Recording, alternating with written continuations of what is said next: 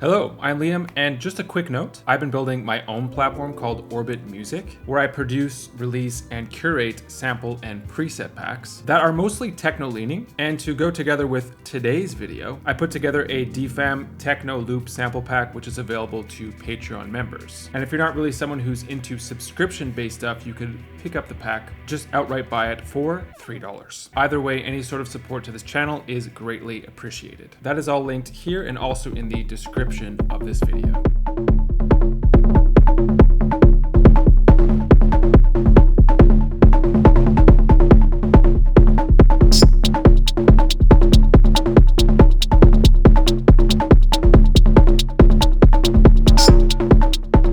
And that brings us on to the Dawless combo of the day. And you might just say that this combo is just too fun. I featured the Moog DFAM as well as the Digitone II in their own separate videos, and I figured that this combo just needed its own designated video as well. In particular with the DFAM video, you guys in the comments, you mentioned a bunch of different ways that you could patch it along with the Aux 1. There are so many different ways that you could do that. So let's get into those possibilities now, as well as the general audio/MIDI workflow that's going on here. So audio out from the DFAM is going into the Digitone II. I always like to show how expansive the mixer of the Digitone II is. So let's do that. There's 5 pages. On the first page, the compressor.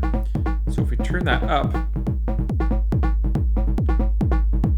the kick sounds really good right off the top. And what I like to do is sidechain everything to track 1. So now all the internal voices here, those are all sidechained to the kick. On the 4th page, there's also a master overdrive, which is just a nice addition. It's a really good sounding overdrive. Can't go wrong with it. And then of course for the incoming audio, I could add delay to this if I want, which is always nice. Right, so there's like a dotted 1/8 delay there. I could also add reverb, which is nice. And let's add a bit of chorus to this as well, why not? This is the audio coming from the DFAM. You probably already know that the Aux 1 is a really expansive mixer. It's very quick to just shoot out ideas at you. So let's say if I go to the notes parameter, and I can just choose the note combination that I like here, as well as the trig combination. So let's make this a 5-note pattern. It turns into something completely different. Do a bit of tone searching here, make this even more percussive if I play with the K.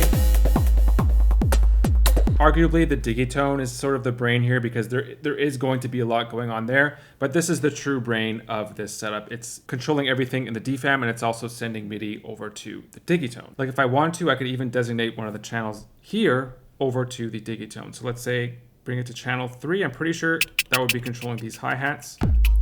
Right, so that's happening with the matricial sequencer. I can control multiple voices all at once in the Digitone as well as in the DFAM at the same time. This thing is a beast.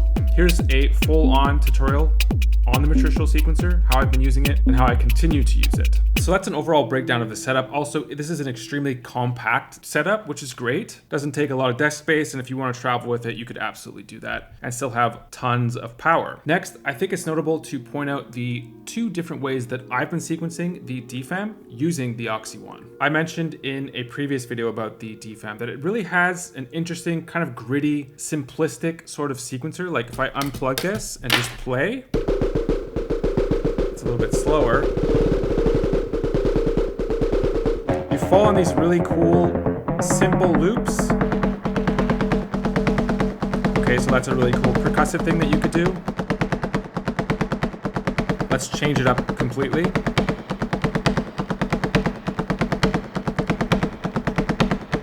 Right, so I'm just changing the velocity as well as the pitch and coming up with just completely different rhythms.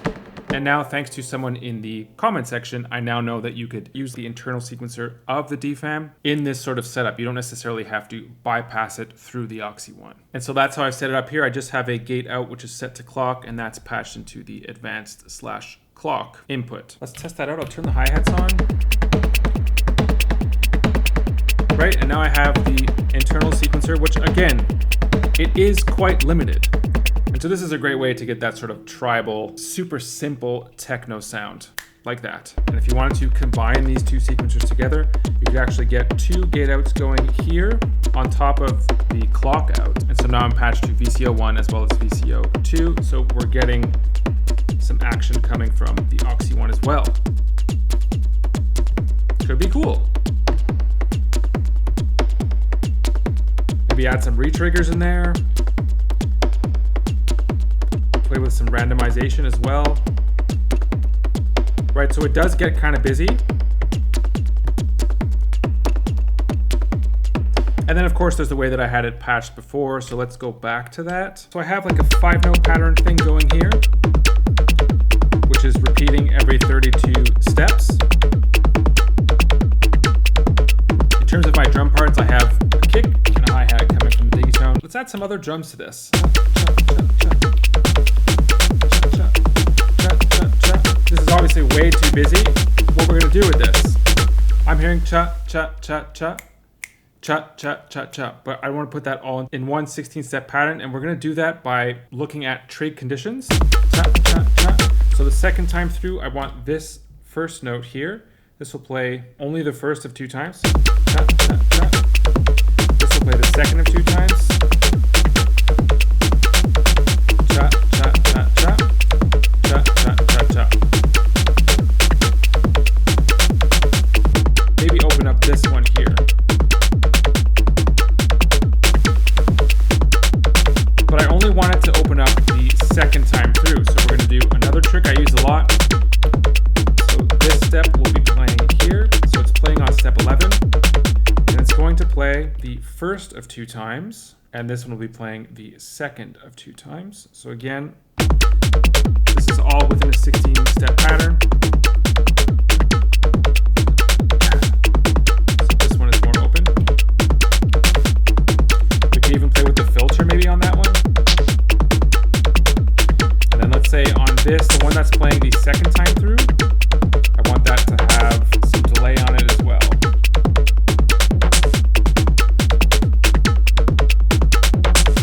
Just adding a whole other dimension to this groove, adding some more variation.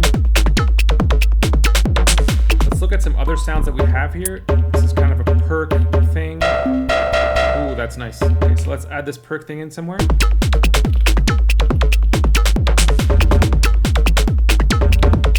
Okay, and this will play the fourth of 4 times.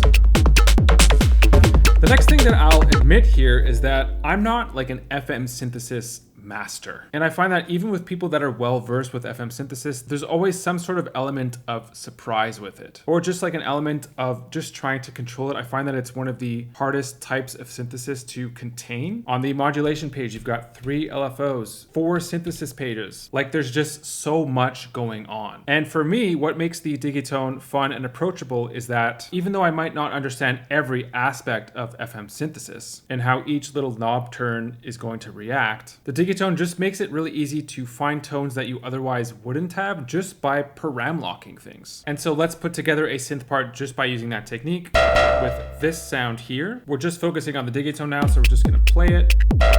And I'm just gonna drop in triggers.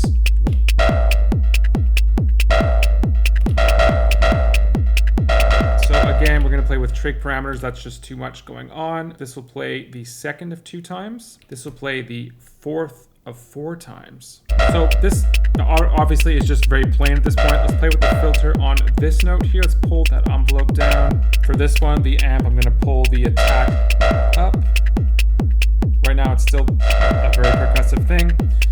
Let's go to this one. We're gonna go to the synth page. We can play with the mix between X and Y. Maybe change the algorithm completely. So we're softening this note a little bit. Add some effects onto that note, chorus. There's another FM tone page. So now I'm hearing this note, I want it to be even bigger. So put more reverb on it, maybe pull. There we go. Okay. Nice. Already pretty cool, I like that. What if if we scrap the odd time thing and double the hi-hats? Because this could sound like a hi-hat. Check this out. I find that with this technique, you're going to go through little moments where you're like, oh, I don't like that. But you just go with it until you find something that you like. Okay, and now on these notes here, let's again keep them short. Go back to the mixer. We're going to add some delay onto those notes. So they sound more like hi-hats kind of. Make them super short, maybe tons of noise on them too. And there we finally have ourselves a really weird FME sounding, kind of Berlin-ish sounding techno groove. As per usual, that was super fun. This is my exploration of the day. Check out my platform Orbit Music if you're into any sort of techno doings like this. Love you guys. Thanks for being here, and hopefully see you soon.